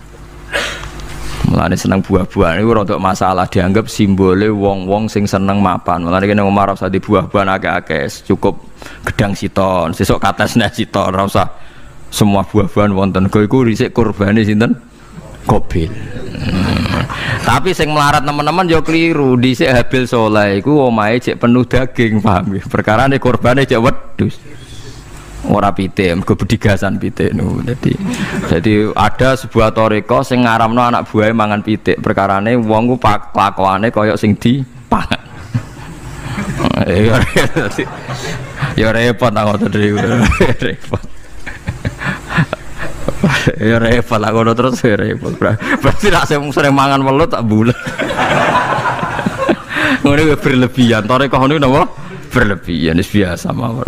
Kula nggih boten fanatik gitu biasa. Tapi kalian kula ora seneng mangan. Jadi kan unsur hewani saya kan ndak banyak. Kula rapati seneng napa mangan. Walhasil akhirnya Qabil korbannya gak diterima. Habil diterima. Terus semenjak itu juga akhirnya walhasil Qabil mateni Habil. Jadi makanya konflik wedoan, konflik tertua. Mental membunuh ya mental tertua. Pertama peradaban manusia itu dibangun rebutan wong wedok dan saling membunuh. Nek ana tukaran kira usah gawa, iku tradisi terlama, nggih, tradisi terlama manusia. Mesir kok bentrok padha Islame, Irak, Syria kok bentrok iku tradisi terlama. Demi wedokan diruwangi tukaran, tradisi terlama. Wis biasa, dadi biasa mawon urip napa? Biasa. Sekabeh kejadian ngene iki wa inna sholati wa nusuki wa mahyaya wa mamati lillahi rabbil alamin. Semacam-macam ya nak tiyang tasawuf ngartekno kabeh iku kersane Allah. Nak tiyang fikih ngartekno semua ibadah kita diikhlasno ora golek imbalan namung kabeh dipersembahkan kangge Allah. Cuma teori fikih ini ada kelemahannya, kesannya Allah itu butuh kita kasih. Padahal kita bisa sholat yang nganggo hidayate pangeran, iso zakat yang nganggo donyane pangeran. Kok kowe ngrasa zakat itu donyane sapa? Mulane sing bener gitu teori tasawuf, kita iso sedekah ya kersane pangeran. Sing kita sedekahno nggih donyane pangeran. Berarti lillahi.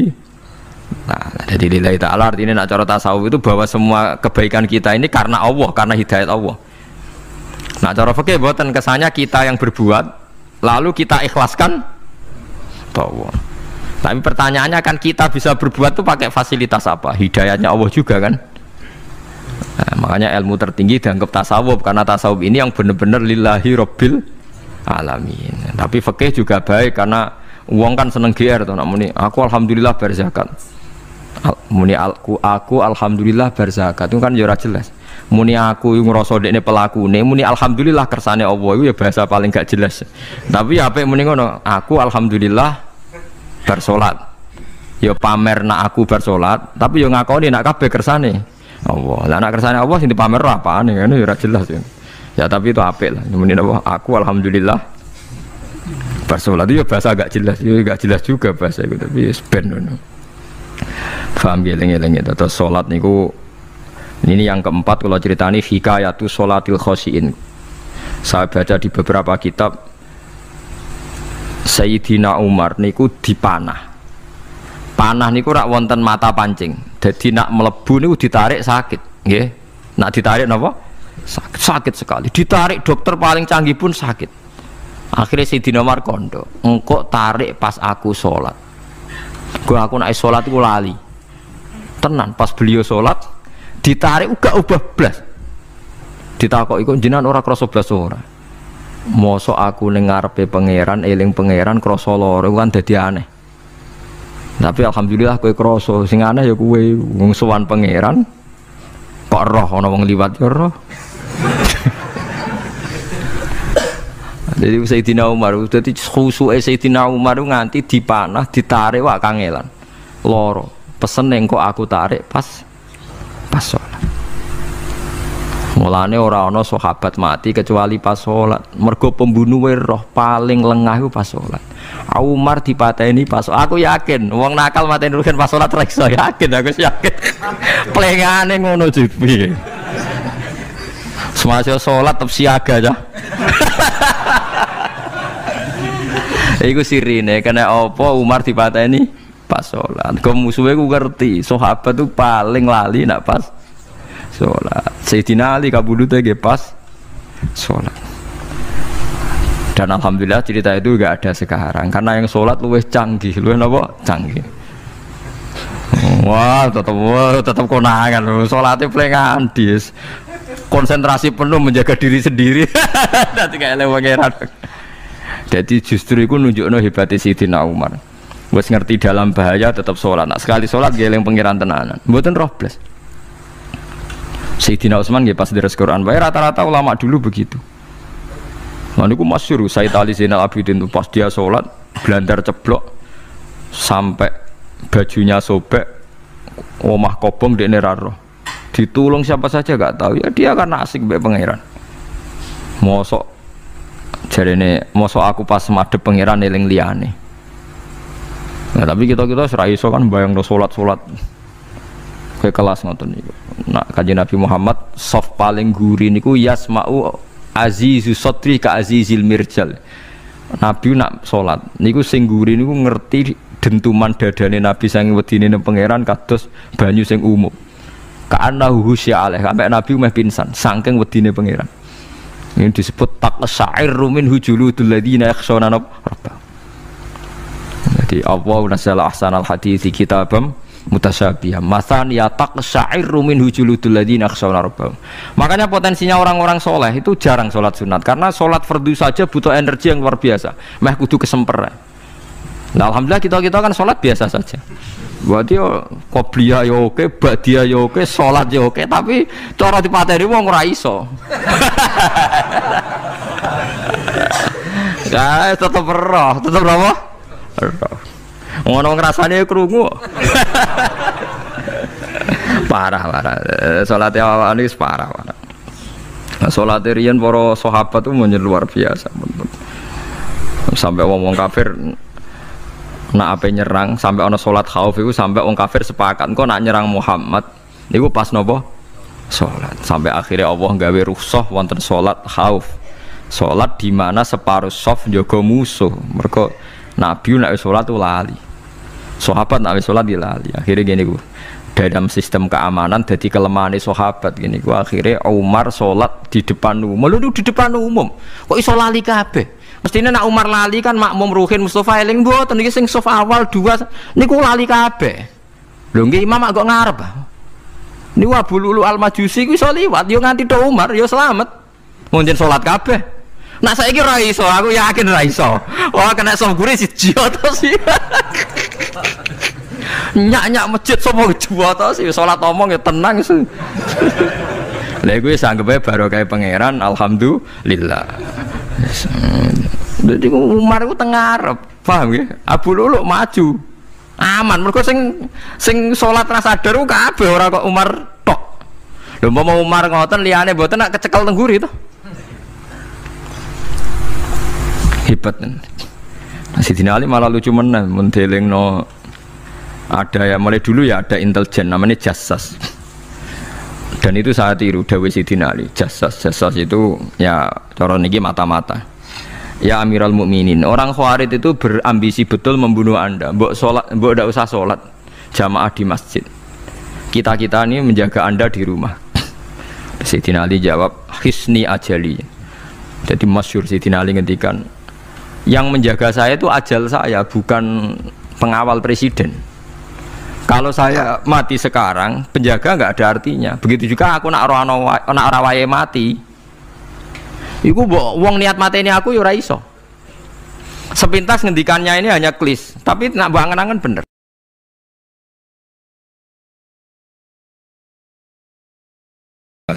Sehingga di beberapa riwayat dijelaskan ada orang yang 500 tahun ibadah, nggak pernah maksiat. Ditanya sama Allah, kamu masuk surga karena apa? Karena ibadah saya ya Allah. Ya sudah, surga kamu 500 tahun saja, karena ibadah kamu 500 tahun. Ini cerita umur-umur orang dulu. Ya Allah, katanya surga engkau ini selamanya. Ya kalau yang selamanya itu rahmatku, kalau amal kamu terbatas ya surganya sesuai amal kamu ya terbatas. Ya sudah ya Allah, berarti masuk saya surga saya ini karena fadl engkau, karena anugerah engkau. Itu namanya apa? Diroyah. Diroyah itu satu kajian analisis di mana kita percaya riwayat, tapi kemudian punya logika, punya diroyah. Ini penting supaya tauhid kita ini kuat. Jadi dulu ada orang yang sangat cerdas, namanya Jubair bin Mut'im. Dia saking cerdasnya, juga kaya, juga tokoh, dikirim sebagai delegasi pembebasan Asra Badrin, tawanan Badar. Kemudian pas datang ke Masjid Nabawi, Nabi delalah pas baca Wattur wa kitabim mastur. Sampai pada titik Nabi baca Am khuliqu min ghairi syai'in am humul khaliqun. Apakah penciptaan yang sedemikian canggih itu dimulai tanpa perwujudan, tanpa sesuatu yang real, yang maujud? Orang itu langsung bersimpuh, matur, ya Rasulullah saya Islam. Kada qalbi yatir, hampir hati saya, otak saya, pikiran saya itu terbang. Karena logika yang dibangun ateisme misalnya, kalau alam raya ini dimulai dari nihilisme, berarti logikanya apa? Al-adamu yakhluqu maujudan. Alam raya ini kan maujud. Maujud itu ada. Kalau yang lebih dulu itu ketiadaan, berarti ketiadaan menjadi sebab kewujudan. Kalau dalam bahasa Arab itu al-adamu yakhluqu maujudan. Sesuatu yang harusnya nggak jadi faktor karena ketiadaan, menjadi faktor sesuatu yang nyata. Itu kan nggak masuk akal. Ya, kalau alam raya ini ada al-adam sing yasbiku maujudan, berarti alam raya ini al-adamu yakhluqu maujudan, sesuatu yang tidak ada menciptakan yang ada. Dengan logika itu terus kita ngaji, diajari sama guru-guru kita, sifat dasar Allah itu maujud. Wallahu maujudun qadimun baqi. Terus masuk.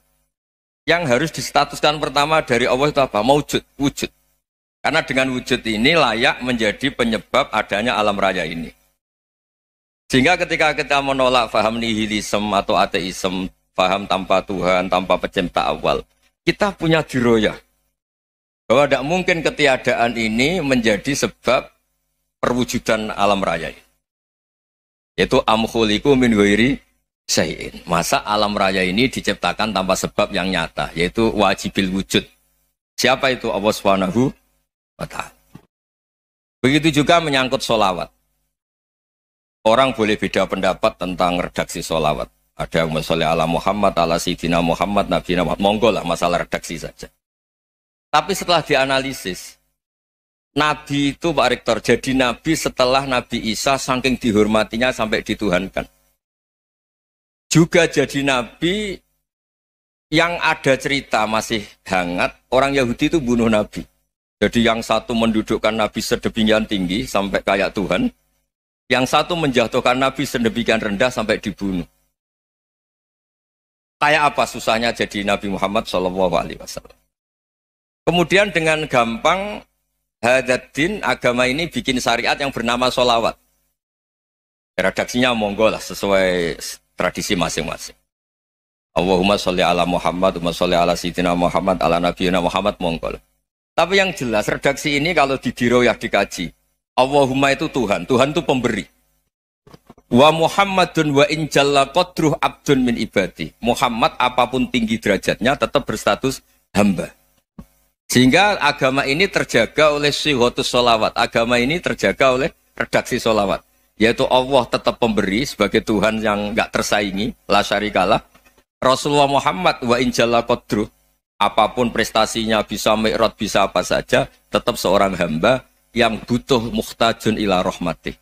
Jika redaksi Allahumma sholli ala Muhammad ini mengukuhkan yang Tuhan tetap Tuhan, hamba pilihan tetap hamba pilihan. Tentu dengan redaksi ini kemudian kita mendudukkan Nabi benar-benar posisi terhormat. Yaitu orang yang paling berhak dapat askat tahiyat, mendapat penghormatan Allah paling tinggi, yaitu Rasulullah Muhammad SAW. Dan itu diulang-ulang oleh Allah. Subhanalladzi asra bi abdi. Status hamba ini diulang. Lagi-lagi ini bernama diroyah. Bernama apa? Contoh ketiga misalnya fihi ayatum bayinatum maqamu Ibrahim. Dulu orang Yahudi itu ada diskusi masif. Syaratnya Nabi itu mbah-mbahnya harus Nabi, harus keturunan Nabi. Kemudian semua Nabi rata-rata di Palestina, di Syam. Lalu Muhammadnya asal-usulnya dari mana? Tahu-tahu orang Arab kok Nabi, padahal orang Arab itu dulu jahiliyah. Walhasil terus diceritakan, bukti Muhammad ini turunan Ibrahim adalah ada jejak kaki Nabi Ibrahim di dekat apa? Ka'bah. Fihi ayatum bayinatum maqamu Ibrahim. Kalau Nabi Ibrahim pernah di Mekah, artinya beliau pernah meninggalkan turunan yang di Mekah. Itu bernama Nabi Muhammadun sallallahu alaihi wasallam. Itu disebut fihi ayatum bayinatum maqamu Ibrahim. Nah, itu namanya diroyah. Diroyah itu satu perilaku keseharian kita beragama, kemudian tahu logikanya. Yang keempat misalnya, mangkana yu'minu billahi wal yaumil akhir fal yukrim apa? Jaro. Orang yang iman karena Allah dan Rasul, maka memuliakan tetangganya. Andaikan pakai hukum sosial, tentu kalau tetangga kita baik, kita baik. Kalau kurang baik, kok kurang penggawean kan gitu. Tapi dulu itu pernah ada seorang ulama itu dibully ya, dikerjain sama anak muda tetangganya.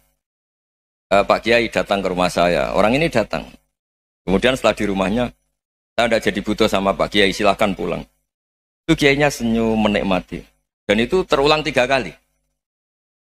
Dibully seperti itu, dikerjain terulang 3 kali. Lalu tetap Kiainya tuh asik, seneng sekali. Lama-lama muda ini tanya, kenapa engkau tidak tersinggung? Padahal saya kerjain sampai 3 kali. Tak undang, terus tak suruh pulang, tak undang, tak suruh pulang. Kata Kiai tadi, yang memerintahkan baik sama tetangga itu Allah. Jadi saya nikmati ketika bisa baik sama Anda. Tidak ada urusannya dengan perilaku Anda yang menolak saya. Nah itu terus kita tahu, memang motifnya kita baik sama tetangga karena iman sama Allah dan Rasul, bukan hukum kompensasi sosial. Jadi kalau mau diteruskan Pak Rektor, saya ngajar di sini ya karena perintah Allah itu orang alim harus ngajar, bukan karena perintah Rektor. Kalau diteruskan. Ya saya mohon juga gitu, para dosen, para karyawan di sini, kalau nggak khianat dengan UI itu karena takut sama Allah, jangan takut sama Rektor. Kalau Anda baik juga karena Allah, jangan baik karena apa? Rektor. Bagaimanapun ya semua kita ini makhluk. Makhluk itu la yadurru wa la yanfa. Begitu juga melihat Indonesia. Melihat saya ini kan ikut di UI itu lama sekali, ikut sama Profesor Zeni, dari anak Profesor Zeni nulis tafsir. Mungkin Pak Harsoyo tahu banyak, dulu Pak Lutfi tahu banyak. Tapi saya memang nggak pernah terbuka karena ya memang nggak ingin sebenarnya. Kondisi ini kondisi darurat. Sehingga saya tahu cara berpikir Profesor Zeni, ya tahu komitmen beliau pada UI. Dan pendiri UI memang ya banyak yang dari tokoh NU, Muhammadiyah, dari tokoh-tokoh ormas yang lain memang didirikan banyak orang. Hingga UI memang nggak milik ormas apa tertentu. Dari satu sisi memang baik, nggak dikuasai ormas tertentu. Tapi nanti kalau keterusan ya nggak berbentuk. Ya sudahlah dikelola saja. Sambil-sambil jelas, sambil-sambil kadang nggak jelas. Yang penting ikhlas tadi. Karena kalau terlalu asobia itu jadi repot. Kita ini yang nekuni fikih itu tahu. Kalau tidak kuno itu madhabnya Hanafi. Kuno itu madhabnya Syafi'i. Tahu-tahu seakan-akan Imam Syafi'i itu NU, Imam Abu Hanifah itu Muhammadiyah. Padahal ini orang-orang yang sebelum NU dan apa? Muhammadiyah.